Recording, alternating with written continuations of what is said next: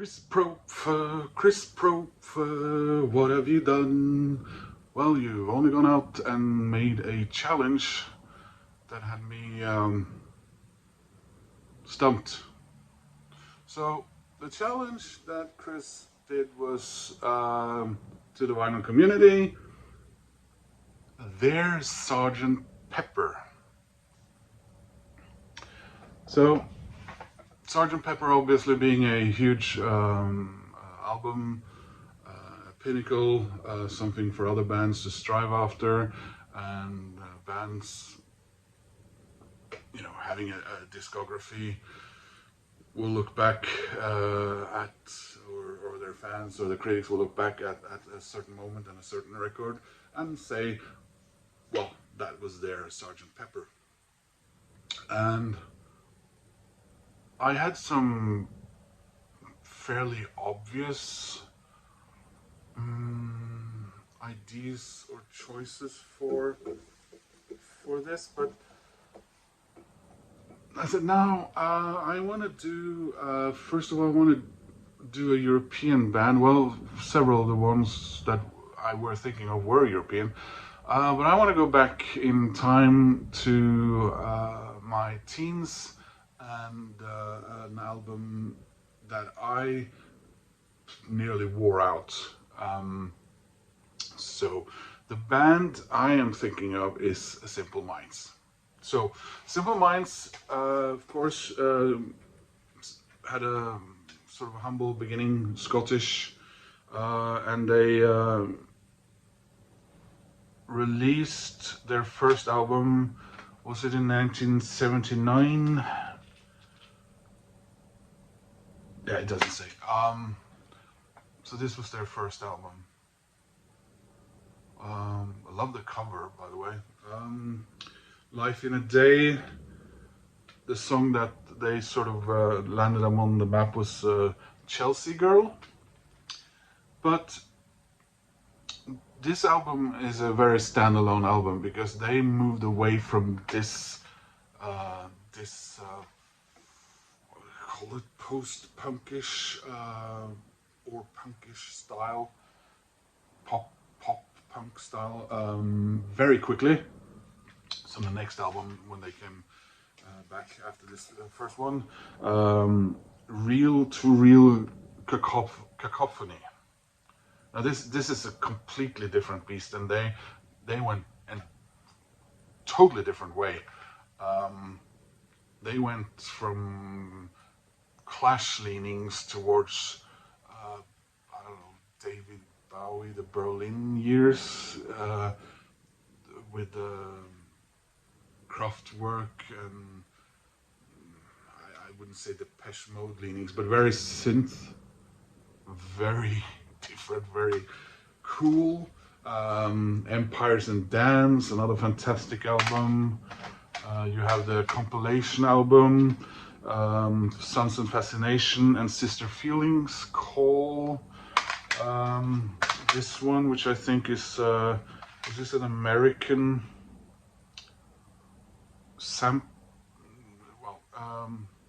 Celebration? But then they shifted gears again and things got very different on the next two albums, and they sort of broke through with, oh, here we go, Sparkle in the Rain, beautiful album, and New Gold Dream, 81, 82, etc. Then what happens is they are asked to record a cover song for a movie called The Breakfast Club. And they score a huge hit, in particular in America, in the US, where up until now I guess they're more or less unknown, with Don't You Forget About Me. Now the band was reluctant, to say the least, to do this, and I know, as far as I know, the bass player left the band over this direction. He did not like that at all. So when they on the heels of this get together and record a new album, it again shifts the sound and the soundscape changes. But what they also make sure of is not including "Don't You Forget About Me" on the next album, which sort of spelled almost catastrophe in the US for them. But they scored a big hit with this album, and it's "Once Upon a Time."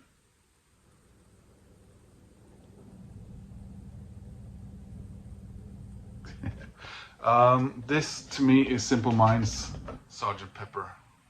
It's a sprawling, voluptuous album. I think about Tears for Fears, you know. First you have their electronic start, and then you have their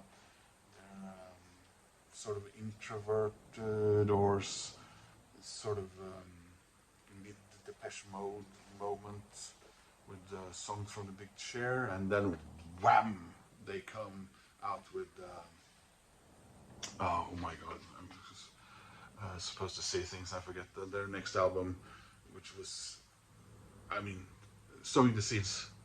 People, I mean, that's what one of the bands I was thinking about doing, their Sgt. Pepper moment, but I think that no, it's too obvious. Someone else is going to do that. So I listened to this album so much. Ghost Dancing, Alive and Kicking, Sanctify Yourself. This propelled them into arena stadium level, and I suppose alienated them from the. They lost the critics with this one. The critics did not like that they moved away from the from this. They became the darlings of especially the British music critics with these two albums. This was who do they think they are? Are they trying to be Americans, or do they think they're U2? And for a moment they were up there with U2, and they and then with the subsequent albums they gradually dropped off. They got political. That offended some artists, and they sort of lost their zeitgeist in a way, along with other bands who were about to move from arenas up to and have that stadium sound, like Big Country, The Alarm, the Water Boys jumped ship and became Irish folk. So yeah, but this here to me is the pinnacle of Simple Minds. They have made lots of good records since. The trajectory and the sound of Simple Minds after this, I think the subsequent album again shifted sounds a little bit, but they stayed in that sort of sonic bubble.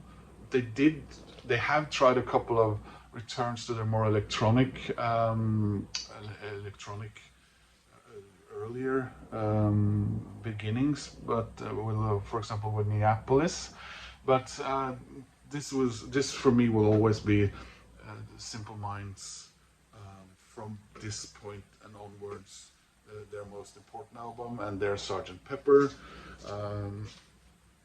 I also recommend the live album that came out subsequently, in the City of Lights, Light from Live from Paris. Another really. This is what U2 should have done. It's funny that U2 has a huge success with Joshua 3, and then they do Rattle and Hum, and they were almost universally getting hated for that. While Simple Minds maybe alienated a lot of fans and critics with this album, but then made the perfect companion live album, in my opinion.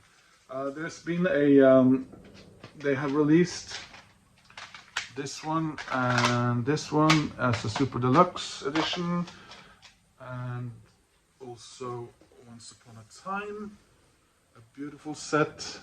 The subsequent album is also released on this. I hope they can go on and at least release the one after that again. Booklet, lots of extra material, and as you can see on B-sides and rarities they've included Don't You Forget About Me.